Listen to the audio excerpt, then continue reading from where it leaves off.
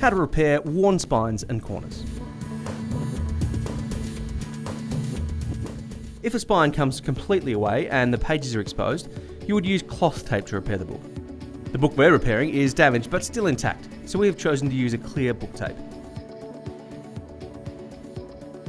Cut the tape to the desired length and peel off the back of the tape.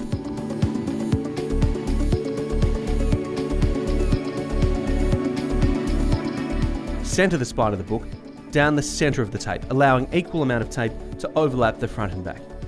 Roll the book to the left and to the right. Smooth the tape down with a bone folder. Cut the excess at the top and bottom of the spine. Wrap the book tape around the spine onto the front and back covers.